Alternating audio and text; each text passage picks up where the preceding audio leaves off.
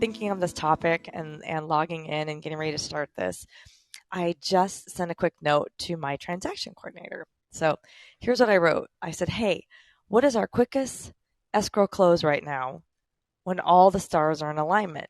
I said 7 days. And she wrote back, maybe 5 sometimes, but 7's a safe bet. So I'm sure everybody's going to sit down and go, what are you talking about? What do you mean you can close it with escrow and get a deal done in 5 days, let alone 7? I'm lucky if I get 30. So I want to talk about that today, and I want to share my best practices and hear everybody else's good tips too. But I want everyone to know that this is possible. Sure, it's not day one with this particular group that we're working with, but you can very quickly, once you connect and have a good relationship and have all your ducks in a row, you can reach out to these title agents and escrow agents and get deals done that fast. Because I know a lot of people are like, come on, everything's, and it's because time kills deals. It's like everything, Jill. It's just like, if you're not getting what you want, you have to, instead of yelling about it, you got to really subtly just work your way into getting a 7-day closing.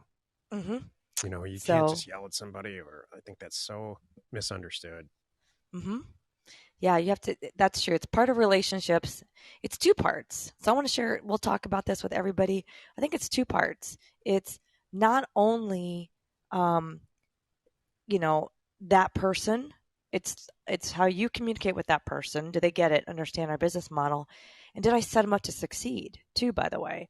I even watched somebody recently going through our Land Academy deal funding that kind of got a break on their, not, I've never heard of this before in my life too, by the way. They actually got a break on the closing fees because they did some of the work for the person, and that just made it flow so fast. I'm like, what? That was awesome. So this is so important. I'm going to stop for a second and just introduce myself and introduce everybody here. So welcome. I'm Jill DeWitt here. I've got with my partner, Stephen Jack Butala. I've got Aaron Spence on our staff. Joey's here just collecting information. and we are, not only are we Land Academy, but we've been doing deals. Stephen's been doing deals since the 90s. I only have a decade under my belt, a little over almost 12 years, I want to say, but a cool decade under my belt. And I learned from the best, which was someone who's doing it since the 90s. So together we have completed close to 16,000 deals, and we're here to help you. That's the whole point here. We do it on our podcast. We do it in Land Academy. We do it in all our free online content. And I love Clubhouse because it's just another way that we can, in real time too, talk to you and share with you and help you get deals done. And today the topic's about getting deals done faster, because time will kill deals. Sometimes not just the person I'm buying the property from or selling it to. Sometimes it's me. I have totally done that. If I have escrow taking so long to close, and often it's because somebody else is in charge of the transaction, it's not me, I might go, you know what? I don't really like this after all, kind of thing. I might change my mind. And so you got to get these deals done and through the process quickly, and people go dark. That's the scary truth too. You could have a deal in escrow, you're going along, and it's taken 6 weeks, and your seller gives up, and then they stop answering the phone. What are you going to do? Yeah, you can't be in that situation. So that's what I want to talk about today. So please, we'll talk about that, Stephen and I, and then please raise your hand. What a phenomenal room already. I can see some really great people joining in. Yeah, love to have you anything on stage. Yeah, you want to talk about it, bring it. Jill, you are amazingly chipper and talkative. I know how you feel today. How I sound? I sound like terrible. No, you sound great. I know you have a terrible cold, and I do. You're showing up. I promise it's not COVID. I checked. Everyone, don't worry. It is a good old-fashioned cold. You know what's nice about having a good old-fashioned cold? We forgot. We're like, oh, yeah, you can get a cold. Yeah, You just get a cold nowadays. Because we all go to the COVID thing. Is it COVID? No, it's a cold. All these other things are still out there. So, yep. So, hey, Femi, how are you? Hey Joe, I'm good. How are you? I hope you feel better. Oh, thank you very much. I appreciate that. Yeah, absolutely. I was gonna say, this has been a big issue in my business lately. Is the time of these transactions. It's felt like lately.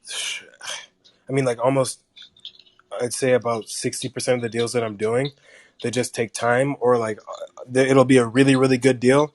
And then there's a deal killer that has nothing to do with the land itself. It's like, okay, maybe there's a right of first refusal or a, some kind of easement that kills the deal or, things like that.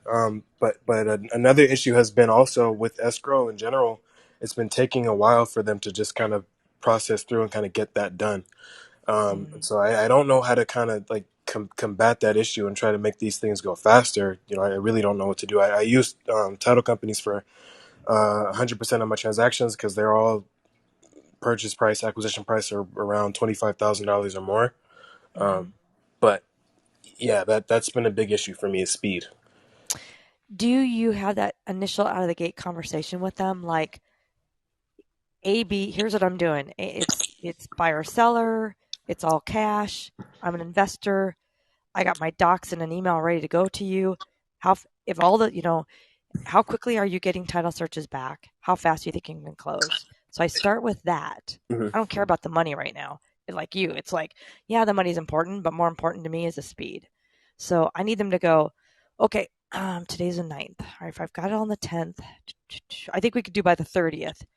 And then you're like, all right, the 30th, right? Are we all signing off on that? Yep. Well, let's just do the first just in case because give me a cushion day. Okay, fine. And then I stick to that like glue at number one. I've got that commitment from them. Hmm. Every last email that we get back and forth always has that date on it. It's like in the title, close date, escrow number, and then subject, Right. whatever And it is. another thing too is like what do we do when those things come back on the title report that's like, oh, okay, it's going to take another 45 days or another 35 days, beyond the closing, because I know that deal we were doing had that Hmm. same issue. So um They're they're most of the time they're not those unaccounted for extenuating circumstances. Exactly. So that was not normal. no. Most of one, it's all like we shouldn't have to worry about that. And if there's a couple days, I'm okay with that. I'm still, but I'm going to push them to that. And I Right. really do. They're not chatty people. They have so much deal flow, obviously too. We give them a standard email with bullet points. I know I've shared it in some environments too. Like you know where you can get it from me. Yeah. But the property information. Here's the seller. Here's all my information, and so it's all in one email and all my documents that I've ever needed. Here's my EIN. Here's my whatever supporting LLC documents. It's all right there. They never have to ask me for it. Right, as soon as we open. Okay. Uh and huh. and on average, how long is it taking for a lot of your title commitments to come back? Like, is there something that I should be looking for? Like, if I'm using a title company and it's taking them longer than it should, is there something that I should be saying? Or because that's the really the biggest issue, because I send all that information initially and they'll say, oh, okay, the title report's going to take 1 week or 2 weeks or whatever Okay. it takes. And then everything else should be running in the background and getting done at the same time. Right. So that I would just keep having those. We check in with them minimum twice a week. Okay. So that's the thing. Hey, while we're waiting on this, is it still coming on the 10th? Are you still coming on the 10th? Make sure they ordered it, kind of thing. So I'm a little bit this comes into the relationship part. There's a fine line between um you got to be a little bit aggressive but not tick them off. You know what I'm Exactly. saying? Absolutely. So that's where I shine. And then honestly, my number one transaction coordinator, she's starting to get she wants to do it all, bless her heart. She wants to be my one-stop shopping assistant, which is great, but I'm like, you can't do that. I need you where you're great, and where you are greatest is these escrow people. So I'm constantly having to tell her to, stop taking these calls. Like she wants the mailer to go out and she'll take all the calls and do it all. I'm like, oh, that's not going to work. So kind of thing. Bless her heart. So I'm like, no, I need you to free you up for this because she's so good at it. But we both are good at establishing these relationships with people and befriending them, but yet keeping them in line. Like, and making jokes about it. This is my Thursday call. I know you knew I was going to call you because I always call you at this time on Thursday. Right. What do you need from me? Like, I'm really not trying to make a joke, and I'm like, what do you need from me? Who are you waiting on? How can I help? And saying Got little it. things like that, they're like, well, thank you. Usually people call me and yell and wonder why I haven't talked to the seller. And instead of the way I come at it, like, do you want me to bug the seller? Do you need something? Yeah, actually, I'm waiting for the stupid form from this guy. I'm like, well, I'll do it, kind of thing. Totally do it. I even have had them, you know, so on my team, like, this guy's doing whatever. If you can get him to sign this form, I can get this done, and it's going to save you money here. Little things like that. Like, I can't believe you're doing this for me. Heck yeah, And then I'm going to send them treats. And then after a couple deals together, like I'd love to have most of them will cover a whole state. So when you have a good one, still have a backup in case they get busy. I always tell that's another thing my team. I'm like, I know you love this person, but have a backup. What if she's sick someday or, who knows kind of thing. Exactly. But often they'll cover other states too. So find out what else they do. And when you guys have that relationship, man, it's almost like having it's the dream team. My Right. dream team is an escrow agent that connects with me and we can do deals this fast and there's no talking about it. I never have to keep sending her my bank information. She's got it, kind of thing. Mhm. And brokers. Boy, when I get a good broker that we have that connection to, it's like then I'm going to focus on that area. And just feed them properties. Totally. Exactly. Yep. Good stuff. Thank you. You're welcome. Along these lines, may I, Joe? Yeah, please. Along these lines, I think it's really important. Like Land Academy itself tends to, and this is largely my fault. It's good and bad. It's a double-edged sword. Tends to attract very technical people. Femi's no exception. Yeah. Very technical and brainy people that are taking a scientific, almost algorithmic approach to buying and selling land. And so the consequence is that is we have crazy smart and ultimately very successful people in our group. And so that makes us as a whole great. What gets overlooked at times, again, this is my fault, is the relationship part of this. And so the truth is, we have an escrow agent in Arizona right now that's responsible for this 7 to 5 day to 15-day close. Mm-hmm. I've been buying and selling land since 1994 in Arizona, tens of thousands of deals. I've never had a close time like that ever. That's been that good. In its best days before Jill, it was 30 to 60 days, sometimes worse. So how many escrow agents and how many transaction coordinators did I have to go through to find the one that actually works 25 years later? So isn't it amazing? Especially in today's environment. Yeah. And so how many people have I had actually run my land? Like Erin Spence is the one who's running everything now. I've had maybe 8 people like that before her.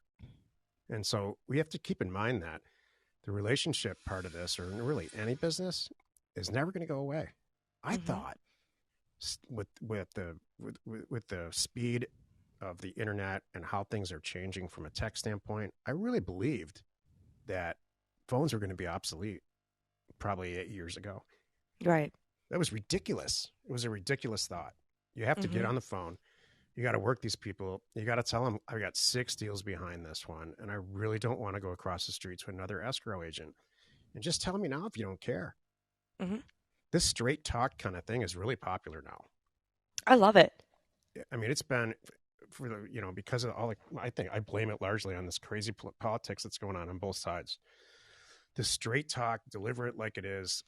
People really appreciate that more than ever. So, they want our business. They're going to have to close the deals faster. That's all there is to it. Give it, just tell me now how it's going to go, and don't be afraid to hang up when you're looking for an agent. you should be able to go, A, B, C, D. This is how the deal is. So it should be really fast. The longest is going to be getting the title search.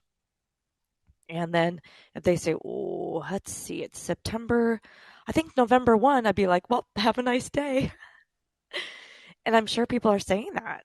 I'm I sure think there's it's, agents out there that are telling people that. it all comes back to the dating analogy. I mean, you can sit across the table from somebody and inside of 5 minutes say, you know what?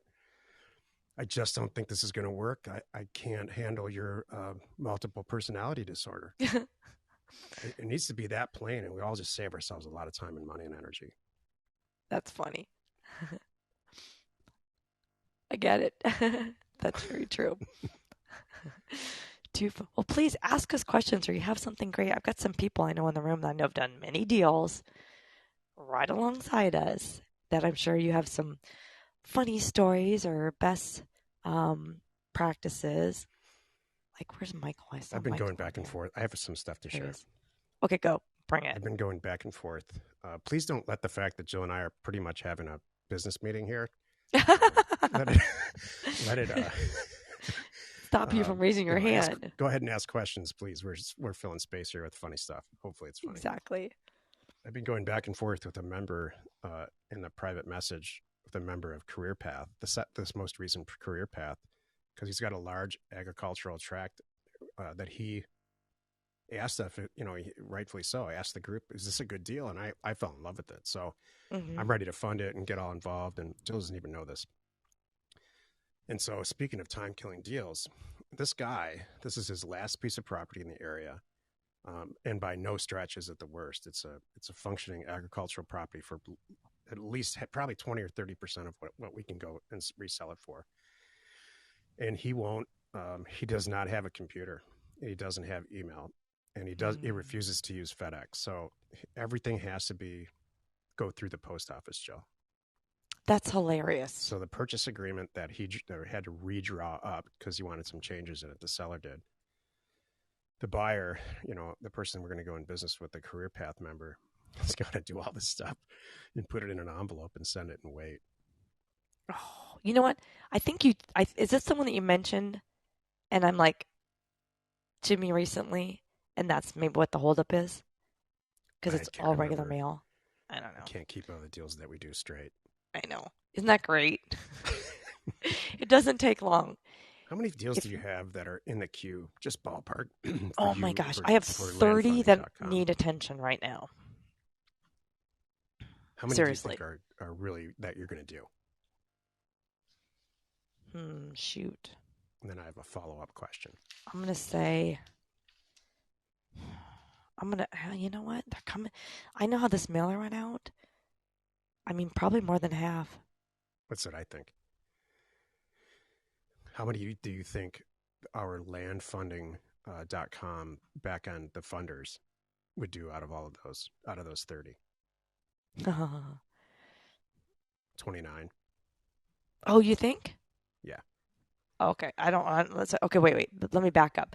Let me make sure I'm understanding too. And if I'm not clear, never mind. I have foggy cold head, but I want to make sure everybody here can understand. So you're talking about our recent mailer, which was 17,000 units. No, I'm talking about all the deals in the queue. For land funding. People wanting funding. Those? They'll get funded.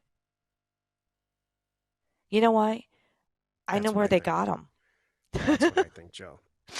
That's what I thought you meant. I thought you meant my personal ones because I haven't even looked at them yet. I don't know yet what's coming in. I'm looking at your personal ones in secret. Okay, got it. So, I know, cool. Because I want to buy much of that property for me. I know you do. Exactly. This is another problem to have. Careful, everyone. If you have someone in your world like mine, they just keep marking, like don't sell, save for personal. I'm like, what the heck? Which is good. I don't know. Is this for RV spots all over the country? No, maybe? It's just I don't know what it is. Okay. Hey, speaking of deal funding, Joey's got one closing right now. The check should be coming to me today.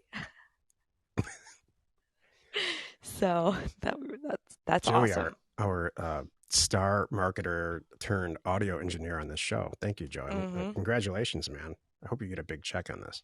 You could speak if you want to. You're not muted right now.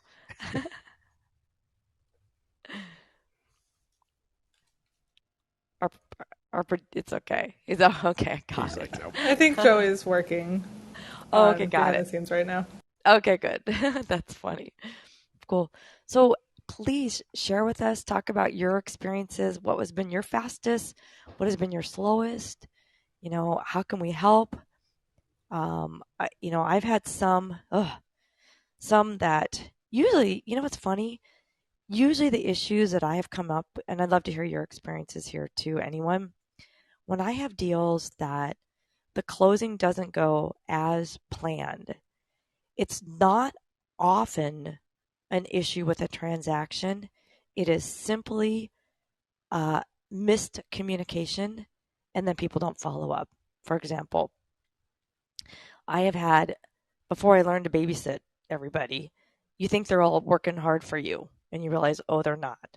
So what happens is you call, you think it's going to close, and you're getting closer and closer. And you're like, all right, I'm all excited. This is great.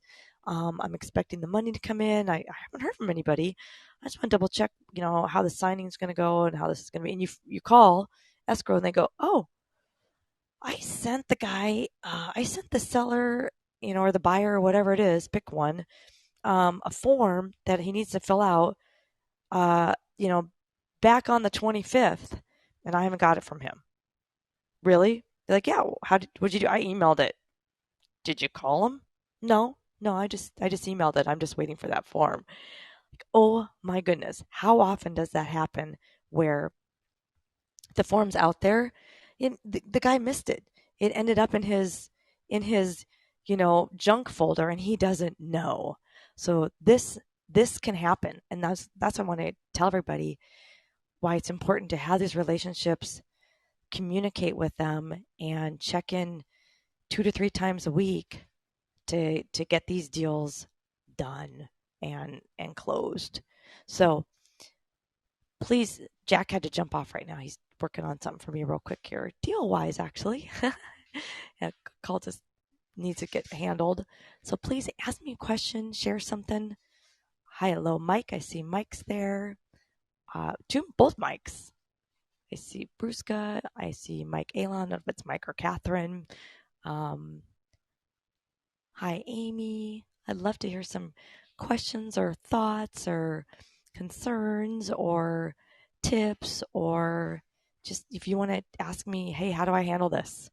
What's going on with you right now? Love to share.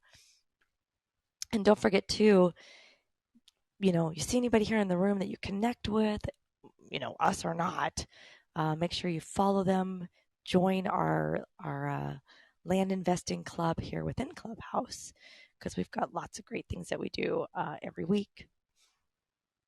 How about you, Aaron? You have any funny? I know Aaron might be on the call, but do you have any funny, good stories or things that you're working on right now?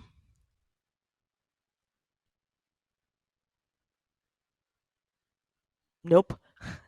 This is hilarious. Do we not? Okay, we could talk about anything too, by the way. It doesn't have to be about escrow or closing deals or anything like that. If you want to talk about land or deals that we're doing, I had a um, question, if that's yeah, okay. yeah, Um, jump in. have you ever had anyone that is not the owner of a property sign the purchase agreement and send it back as if they are the owner of the property? Has it happened to you? All day long. Yep. Okay. Yep. And so I usually when we're getting that initial call and we're talking to that person, I kind of make sure, and who are you? I'm Joe, whatever, Ramirez. Okay, great. So Joe, I'm looking it up right now, and I don't see you on here. Oh, because it's my dad's. Okay, where's dad? So I get that. Like I had one just yesterday actually. It's mom and dad, with two different last names on the deed. Dad Right. passed on, and I'm talking to son Benjamin. I'm like, okay, who are you? And they're so nice. They'll say, oh, I'm the son. Okay, and where's mom? Mom is all on board. Mom knows I'm handling this for her and everything. All right, thank you. Mom's alive, able to sign, and then we had already found out too. It was joint tenants, so I didn't have to worry about it. So just ask that question. You want to make sure before you go to escrow that don't let them find out later because it might take them several days to figure that out. Right. I mean, I'm talking about someone signing as if they are the owner that's on title, but it's not actually the owner. Like we come to find out later that that's not actually the owner. Like Like they forged a name. pretty much, yeah, exactly. I haven't had that because that wouldn't. How would that work? You know what I mean? Because Well, no, it doesn't go very far, but I'm saying yeah, like, I've called and then like this has happened a couple weeks ago, but I called, oh, are you this person? Yes, I am. Okay, cool. I'll send it to title, and then it comes out that they're not that person. So I didn't even know that that was a possibility. But obviously, you have to cancel the transaction and everything like that. But yeah. I guess what I'm kind of asking is like, how do you? Is there any way to kind of like secure that when we send the purchase agreement so that that doesn't happen? Or is it kind of just inevitable sometimes? It's so rare, Femi. I really Yeah, wouldn't worry about it. yeah, Most of the time, everybody's really nice and honest, and like I said, they'll tell you it's my mom, it's my grandma, you know, kind of thing. So it doesn't happen that often. gotcha. Okay. You're getting some of those things out of the way now. You're gonna have 1 in 10,000, and you just got your one. Good. I, Now we I'm, can move on. I've been getting some really funky ones lately. You know that, so yeah. Exactly. This is funny. And that's okay. And now, you know what though? Now you know how to handle it. You're like, great, noted. You're like Something that the, I would have never thought happened. yeah, Like literally, the last 20 deals I've had, something that I would have never thought was put on the table. So it's experience though. It's good. it is. Like I'm trying to remember the first time I forgot something like HOA fees. I'm like, doggone it. Like I bought something, I never checked. And I got hit, not hard. Fortunately, there was, enough money in the deal. It wasn't, but I wasn't expecting to spend that couple extra $100 catching it up. Oh, and now I got to think about this when I sell it and market it and, make sure it's right. So I only did that once. And even in our data, is there a way to engineer it to the point where we aren't getting those outliers like that? Like I highly doubt it, and I tried to do some research on my own, but is it possible? Like Not, I mean, for definitely not for someone saying they're not that person. No, but no, because of you're course, only sending it to not. the Yeah, owner information. But the other stuff, I wish it was, but there are. Here's the catch, and I know Jack's going to weigh in on this. There are counties that have, I mean, that data set is available. They could check the box like HOA, hmm, but I never trust the county because it's not necessarily correct. I absolutely. always do my own homework. And then this is another thing you've heard us probably say a lot is we're trying to not we're trying to mail more. More is more. And I don't want to miss out on some opportunities. What if they checked the HOA box and it wasn't right? And I could have sent those mailers out. I'll figure it out. It's data's cheap, mail's expensive, but still, it's 55 roughly cents. I want to run the risk and not do the deal for 55 cents and get more mail out Right. kind of thing and not I scrub that. agree. That's it's a pure math scenario. There's not. We've had several other over the years. People come to me personally and say, I have owned multiple businesses in my career. Never have I ever seen such a small amount of investment to gain so much equity. So if you do a It's true. 10,000 unit mailer, it's going to cost you roughly $5,000 by the time it's all done. Hmm. From that, you should get probably 3 to 5 pretty good deals. If you're shooting for making 10 grand, that's $30,000 to $50,000 net on a $5,000 investment, and with not a lot of time and not a lot of risk. And so, there's no other way to say it except smaller mailers suck. Larger mailers are much better. Hmm. Even if I mean, I'm not saying waste money. I don't think you should send a letter to the Bureau of Land Management or any kind of federal government or really any government at all. You got to get all that stuff out of there, but you still got to widen your reach. Right. Perfect. Thank you very much for saying that.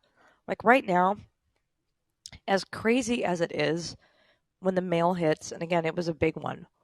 And it's kind of funny because we're going to make some changes going forward. We have actually increased our staff because we're increasing deal funding and land funding. So if anybody's curious, just check out landfunding.com. That's our site.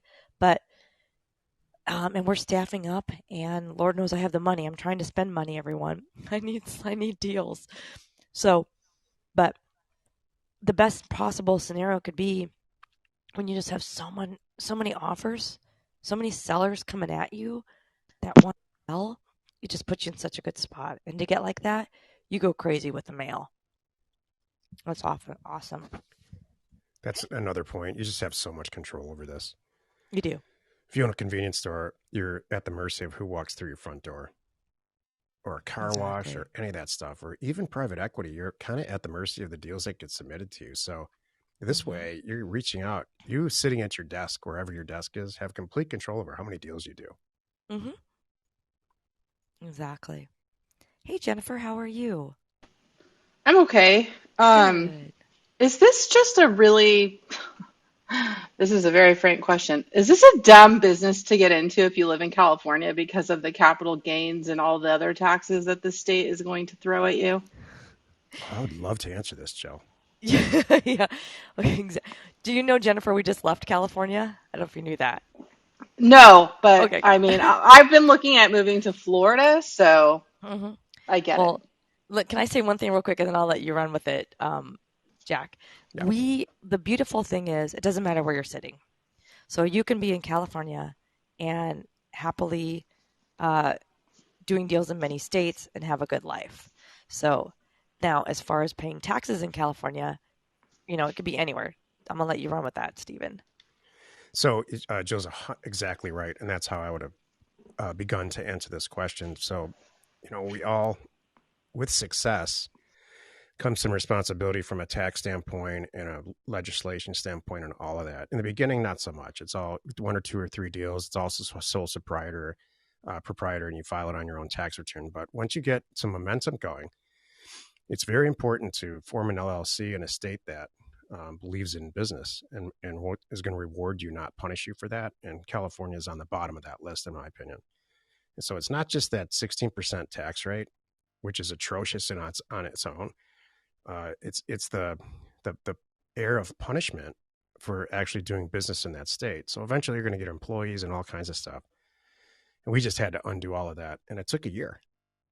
So no, buying and selling land itself in California is good. We still do it. And we still pay the associated tax that's with that happily because we build it all into our cost. But California as a place to do business is terrible. But you could be buying and selling property in Florida from where you are now and incorporate in Florida and all of that. And you're still going to have to pay state tax to some extent, well, to a huge extent. But you can still, there's things you can do, but it's just in the end, they're going to hate you for making money. Yeah, that's kind of what I was curious about is, I mean, does it ultimately impact the bottom line so much that it's not really worth the time investment? I mean, I have a full-time job and but I also like to dabble in real estate. But it does become a pain when I have to declare any income in this state. And that obviously that is a detractor um, with any investments I make at this point, just because I don't want to increase my income. And people will say, there's no such thing as having, more income is never bad. But I mean, when you look at the time you're losing in your life, I think that's kind of where I'm at. So anyway, has there ever been a consideration? I know there was I'm trying to think of what it's called, but there's a website where you can kind of okay, let me try and gather my thoughts. It reminds me of like an investment website like for stocks, but the money is being used towards purchasing like commercial real estate. Is there anything like that for land where you're just contributing to like a conglomerate that's Mm-hmm. putting you into these land deals? Yeah, there's real estate investment trusts that are set up for that, the public ones. And, and it's tough to get your money back because there's no real control. But I understand with the lack of time, the REITs are doing great right now. Some of them are, not all of them. They're usually this is my understanding anyway, tailored toward the business that they're in. So there's healthcare real estate investment trusts. There's mobile home trusts that are set up, and you can buy into those.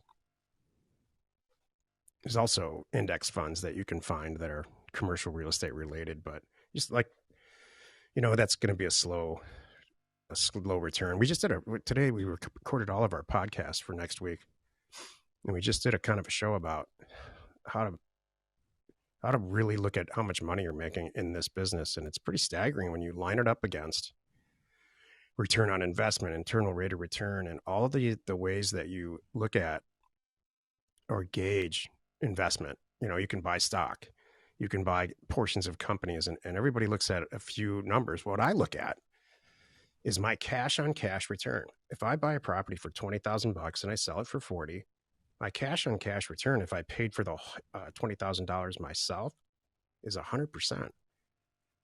I put $20 on the table and I get $40 back. That's staggering. That's not return on, that's cash on cash investment. In that same deal, if I buy a $20,000 property, but I seek to use land funding or somebody else's money as a partner, which is really what Land Academy is all about, and I don't put any money in, but I just make half, I take 50% of the net profit. So buy for 20, sell for 40. I don't put any money in, and I get a $10,000 check. You can't calculate that. Mm-hmm. You can't calculate cash on cash.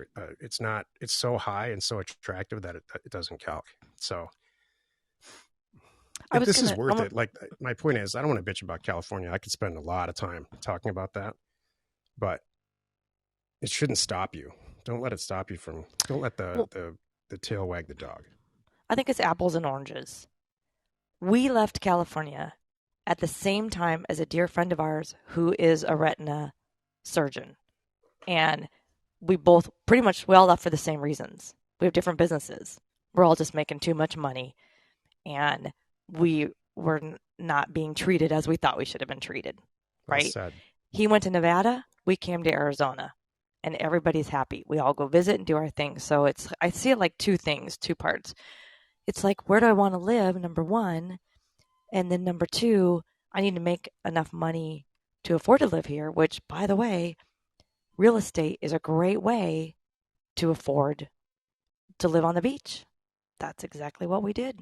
We just got tired of the other stuff, and we'd still be there. Honestly, you guys, this is truth time, Jennifer.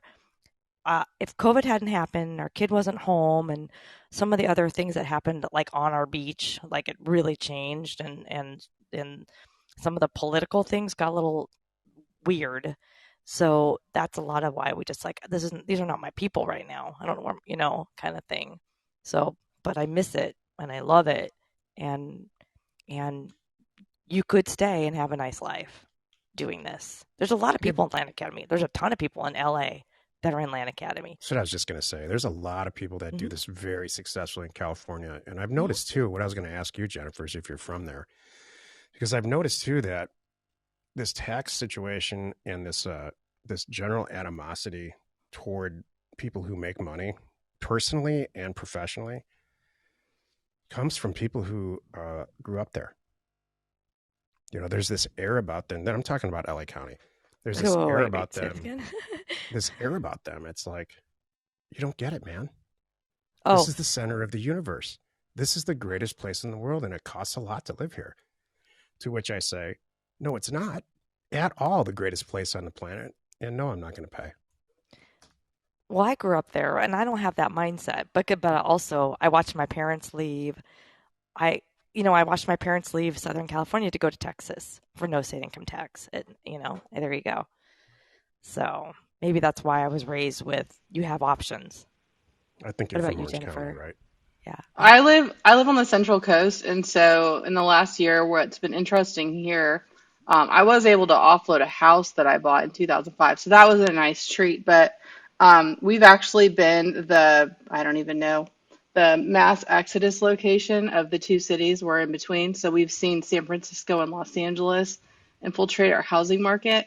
So our house prices are through the roof. I don't actually think they're ever going to come down where I live, which is fine from my perspective. Congratulations. But that said, this is not a great place to do investing anymore. I can't buy, little, beach bungalows and make them into vacation rentals, because they're going to sell for, a 2-bedroom, 1-bathroom in Shell Beach is, easily going to go for 1.1 million, and it's going to be, 700 square feet. It's so ridiculous. So, I've been looking at Florida. Florida is doing something weird too. I mean, they had all of New York flood that way, Yeah. and obviously their prices are way up, but I do see that theirs are starting to do a lot more price drops and things of that nature, which seem to indicate to me that their market has topped out. But I just don't see that in California at this point. And the Central Valley, I mean, it just gets too weird when you look at the land in the Central Valley from my perspective. It gets, I don't want to get in a situation where I purchase something and I'm dealing with high-speed rail needs to take it, or, I'm on the damn aqueduct, and I mean, there's so many Yeah. things in the Central Valley that are volatile that land to me is not, it's not attractive in general, but it's also not attractive because of the government. There's this like floating over it that I feel like you could lose it at any minute and not really get a fair dime for it. So anyway, that's where I'm at. I would love to get some traction in Florida, but land wise, I mean, I just it seems like that market is just too volatile right now and way too high, and so I don't really.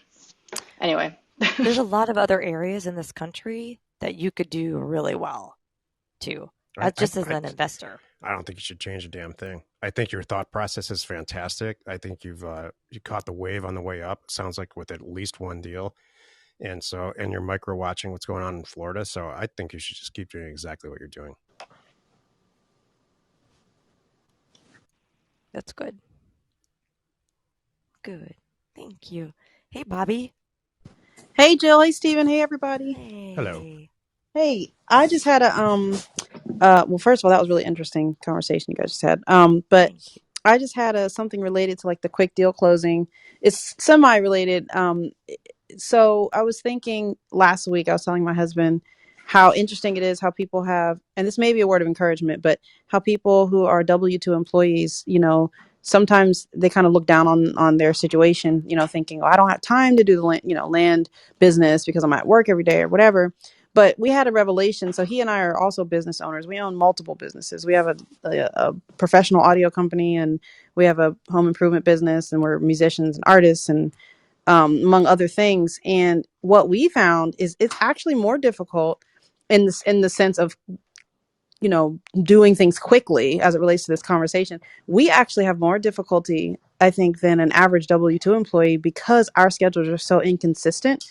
So like, if you're a W-2 employee, you have scheduled time on, which means, you actually have scheduled time off too. You know what I mean? So it actually gives you a consistent basis on which you can spend time on your land business. For us, we're finding it difficult to be consistent because of how inconsistent our schedules are with other businesses, being that none of them are 9 to 5. So, I just wanted to offer that word of encouragement to people who are W-2 employees. Don't look at that as a bad thing, because it actually might give you a more structured transition experience, into the land business.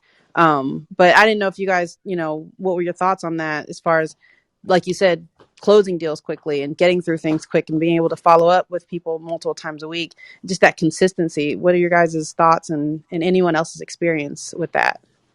I love it. I agree. I mean, some jobs, you have a lunch break. I know I can, Exactly. tell everybody I will get back to you. I return all my calls between noon and 1. Great, kind of thing. They know, and I know I can schedule 5 phone calls, and blast through them at that time and Mm-hmm. not be interrupted, for the most part, or after 5. And a lot of, so yeah, I see. So that could be a positive thing for people versus they're looking at us. I get it. And they're jealous. Like, oh, you Yeah. can do it anytime. Hold on a moment. Yeah, it's harder. Yeah. And sometimes I it do a is. whole module in Career Path about scheduling and staying organized. And we use Microsoft 365 company wide. And it's completely and totally bled its way into Jill and I's social life, which actually I think is okay. So you really, I mean, if you own multiple businesses and you're buying and selling land and, you also have a job, you need an amazing scheduling scenario. And it comes from your soul and your head. It doesn't Yeah. come from a piece of software. Right. So, I showed, we can't do it here, but because of the venue, but I was showing we gave a talk, or I don't know what venue it was, like a week ago. I showed everyone what my calendar looks like, and there's not a lot of spare time. And That's what is me. Yeah. if there is spare time, it's in there. Yep. It's like these It's are the two scheduled. hours on Thursday night. This is Thursday. On Thursday night, Jill and I are going to go screw off for at least 2 hours, and it's in the schedule. Yep. That's And when we're literally doing it, us. we're not going to talk about business or none of it. There's going to be wine involved. So Isn't that that's the funny? only It's way I know how to scary, do but yeah. it. How sad that we all have to schedule that stuff. Time. I know, right? And other activities that involve two people, Yeah. sometimes you have to schedule Put it those on the too. I'll tell you, Bob, you can't really teach this. Like were you Yeah. born this way? Yeah, I guess. Like, did you choose it, or did it choose you? This life I you chose have. it. My husband and I, so we've been dating. We've been married. I'm 36. We've been married for 20 or 15 years, and we've been together for 20. We got together really early. He was really a bright and very like non-traditional, like high-minded person, and I was the same way in high school, and so we were really drawn to each other. And literally everything we've done in our lives has been opposite of tradition. We've always swam upstream, but for I mean, I don't know why, like we dropped out of college because we were like, we are smarter than our professors, we don't need this, like, but not in like a conceited way, but like I can figure a lot of, we can figure a lot of these things out on our own. And the world offers so much when it comes to just education and experience, that we can just go out and do it. Like, we moved to Germany randomly for 3 months once upon a time, just because we wanted to. And then people are like, you went for military? We're like, no, we just went because Germany's a place and we can get plane tickets and go there. You have the freedom to do those kinds of things. Hmm. But so I guess we chose this because we wanted the freedom to do as we please, but also do things we love and truly have time to be able to like pour into other people's lives and be there for people and help people and be resourceful, and you know what I mean, just really like be thorough at everything we do. And we didn't find that we could do that working a job. It was just too dull of a life experience for us. So, it's a beautiful thing, but at the same time, when you're transitioning into something like land, it's hard because our schedules are crazy. Like, we have clients from different industries. We're finishing a 1,700 square foot basement right now. We're also doing live audio for a huge festival that's going to be a 12-hour event on Saturday. So we're wearing multiple hats throughout the week, and it's nuts. So our clients are demanding our time, so it's hard to find consistent off time. But to answer your question, we chose this life. Yeah. Yeah. So did I. So Jill and I we have a similar story. Yeah. Wouldn't have it any other way now. I wouldn't Like, either. I could Yeah. never go back. Like, I've had that Exactly. long-term W-2 job for 17 years. Like, Oh, literally time clock. You had to log yes. in, and that was your time. And Literally. you were late, you would get in trouble. And I could never. I don't know how I did it that long, by the way, but Yep. now I can never go back. I'm like, nope, I got There's no this. way. There's no way. And it hit me like, so we've worked, I think, total of probably maybe 5 or 6 years, from the age of 16 to maybe 21, 22. That was when we were like, this isn't it, because we were working at a call center once upon a time. And I just remember one day having this headset, and it was like metaphorical, but it was very literal. The headset had the little coil, cable. I'm standing at the window, but I'm literally attached by the ear to this telephone that's sitting on my desk. I'm gazing out of the window. It's a beautiful day. It's 2 o'clock in the afternoon, and there's literally nothing I can do within my power to just go outside and enjoy the sun. And I was like, that is such a basic right as a human, to just be able to just enjoy the day at any hour of the day. And I was like, this is it. I can't do this. Like, I can't be in this situation where someone can dictate when I can go outside and enjoy the sunlight. So that's when we were like, we have to figure this out. And we started taking alternative routes of education and alternative routes of work. And it's been beautiful. Like, literally wouldn't have it any other way. That's So so I agree. good. Yeah. What a luxury to realize that at such a young age. Yeah. Yeah. I don't know how that happened. That's crazy. Because You're hanging out with the right people. yeah, probably. Yeah, somehow we got enlightened and influenced by the powers that be. So I'm thankful for it, for sure. Hey, can I ask you a question, Bobby? Yeah. Hi, Femi. Hi. Are any of your family members business owners of any sort? Yeah. Any- So yeah, exactly. I didn't want to like go crazy and like tell my whole life story, but yes. Yeah. So my mom is a teacher. 31 years. She taught in the hearing impaired sector of education, but she also was a craft business owner. And my father is actually a jazz musician. He's like a he was playing with Ray Charles when I was born.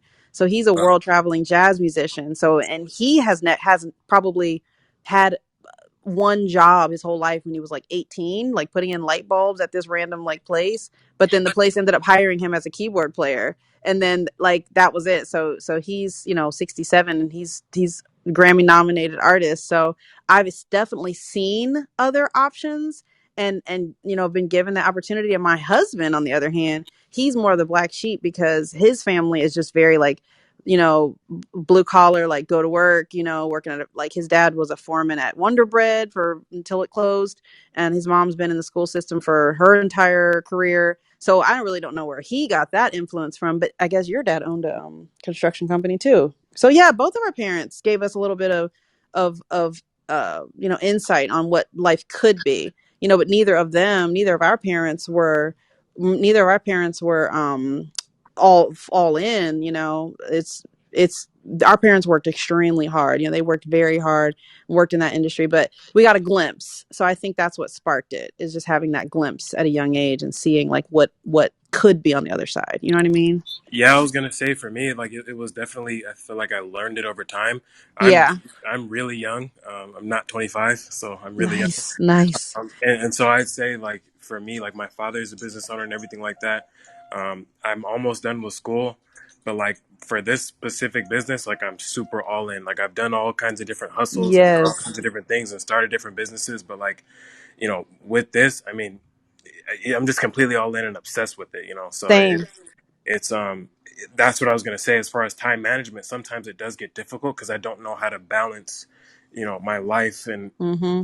and my business and my work and all this stuff. Because obviously we're like, yeah, let me get this at 30 million a year because I know I can do it and I know this business. What I'm saying? And then Exactly. that's really what I'm obsessed with. So it's definitely an interesting conversation. Yeah, it is. It is. I know it could go on forever. I don't want to take up time, but yeah, that's definitely that's the challenge I think for me. So, but still, it's a process. We're looking to put down some other parts of our other businesses just to make more room for this and to just Cool. do music full time. Like those are our two things: land and music. Like that's it. So That's yeah, hopefully the awesome. transition's smooth. That's so good. You know what? I love it, Femi, though. If when you're young and you have the energy, and if you're not married and kids and not any big Hmm. things, responsibilities, I say go for it. Yeah, I actually just got married like a month ago. So yeah, Oh, Oh, so well, too late. congratulations! Just kidding. That's yeah, worth it. it's that Terrific. extra motivation for sure. Keep the kids at bay. Please tell me Yeah. nobody's Oh yeah, I pregnant. will. I plan on it. Don't get I pregnant, plan on Femi. it. No. No, no, no. It's good knowing Okay. you, Yeah, I Femi. want to be like Bobby and say, we've been married for 20 years, 20 years from now. So Okay. without Right. kids. That's us. That's literally us. That's crazy. Okay. All Thank you right. guys. You got it. Sure. Thank you. I love this conversation. This is Me so too. funny.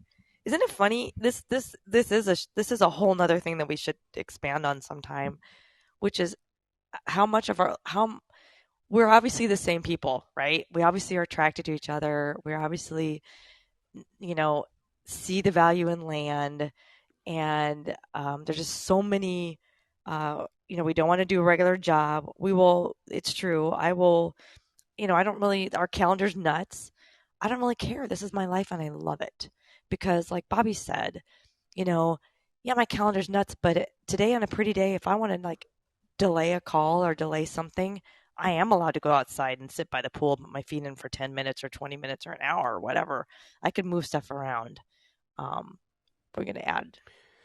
We have the Land Academy Discord channel has just taken on a life of its own. There's probably an entry in there by a member every couple of minutes. And so there's I don't want to, this is truth time totally on my part. And I don't want to discourage anyone from ever asking a question, but you really can separate the types of questions that, let's say Bobby would ask. Bobby wouldn't ask half to 80% of the questions that are in there. She's just a born entrepreneur and a self-starter, and she's taking responsibility for herself. So she's going to reserve the questions that she asks in an environment like that, where there's a lot of people doing deals, a lot of people that are probably better at what she's trying to become better at. And she's just not going to ask, what my password is. And it's I'm and locked out. I look at some of the questions in there, and I'm like, I don't think I would ever ask this question ever. I think I would just figure it out. That's so funny. Exactly. You guys are cracking me up. This is My so point is, good. we should have a show on if this is in your soul. This is how you know this is in your soul. Then you're going to be great at it. Like I Wait. know, I would still be changing the light bulbs in Bob's dad's shop because I can't play the keyboard. I just don't. I don't know. I know that it's just not going to happen. I'm also not going to be a brain surgeon and a bunch of other stuff. I've accepted it. So I don't know. I don't know what I'm trying I to say. love it. I think, well, I just wrote that down. I'm going to put this in for our topic next week. How to know if real estate is in your soul. Yeah, that's perfect, Joe. That's what I mean. I Not think just even that's, real estate, but just basically being successful. oh, how Or to know being if an being, entrepreneur, even. that's exactly. Yeah. I watched a That, 2 hour, more than that, probably a 3 hour special on Mike Tyson. This was like Sunday. I don't know where Jill was. She was doing something else. And, and because whoever took him, I don't remember the guy's name, took Mike Tyson cause. under his wing really early on. And Mhm. fortunately, there was just a ton of audio and videotape. This is way back, long before he was just in training. And you could just see how he was. I'm a Mike Tyson fan. Just see how he was carrying himself, how he was speaking to the camera. This is a kid who's in his teens, like 17 years old. He's just ready for success. So it is in your soul, Mhm. largely, I think. I caught a lot of that too. That was good. That was really interesting. So that's a good thing to end this on. Hey Femi, do you want to say something else? Oh You can jump yeah, in. I Yeah. was gonna say, it's a key thing in business. I think um, we have to treat ourselves as if we're like high level, performers, because we are. You know what I mean? I think that that's something really profound when running a business. You think about these championship level athletes like a LeBron James or a Mike Tyson or a Muhammad Ali or whatever you want to call it. All these people are high performers, and you see how the level they perform in. I think we need to kind of carry ourselves and treat our businesses like they are our legs or our hands or whatever it is. That makes us Hmm. perform. And I think that's really important. I totally agree. Well said. There isn't really like a degree or a certification for what we do, and I've told a lot of people this. If you want to wake up tomorrow and be an investor, you are. You can be. You can wake up tomorrow, put that hat on and say this is what's going to happen today. I'm going to get this stuff. I'm going to pick this county. I'm going to get these dumb mailers out. I'm going to make sure my phone works. It's all, this is it. I'm an investor now. And there's nothing stopping you from waking up and telling that and saying that and owning it and going forward. We all did that. You may Yep. not realize you did it, but you did it. And if you So want to do it, true. you can. So true. Thank you. Thank you very much. It is the top of the hour. It is my time for cold medicine. So, you like that? So, on that note, I'm going to remind everyone here too, if you want to get a one-time invite to our call, we have a Land Academy member call starting in 1 hour at 3 o'clock Pacific time. Please be sure to send a note to my team at support@landacademy.com if you want to learn more about what we're doing and some of the deals and how we got these and even look at deals with us. We'd love to have you. And then everyone else, we are here every Thursday at 1 o'clock Pacific time, whether we're on the road or not. The beautiful thing about Clubhouse and what we do and where we live, like Jennifer and Bobby and Femi and everyone here. So thank you so much. I'm going to do that for next time. How to know if entrepreneurship is in your soul, because this is going to be good. Excellent. We'll do that. We'll do that next Thursday. Thank you, everyone. Happy to spend an hour with you, and I hope you have a great, great week. Thanks, Thank Joe. you.